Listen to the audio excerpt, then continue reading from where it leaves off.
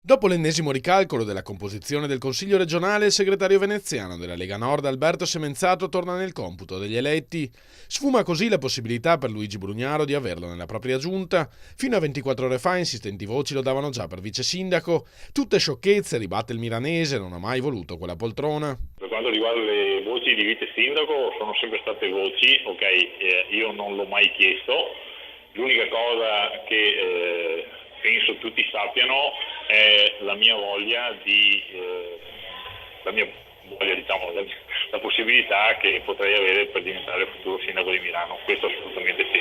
Quanto alla surreale vicenda della composizione del Consiglio, Semenzato alza le spalle. Io sono abituato a queste cose, di conseguenza ormai non mi meraviglio più di niente e di conseguenza questo sì, è un colpo di scena, però da quanto risultava dai miei calcoli io comunque avrei dovuto essere dentro fin dall'inizio. Ora è tempo di lasciarsi dietro questa pagina imbarazzante, invita il neoconsigliere e cominciare a lavorare per i veneti. La Giunta e il Consiglio devono iniziare a lavorare e non possono rimanere così immobilizzati, anche perché le cose da fare sono tante.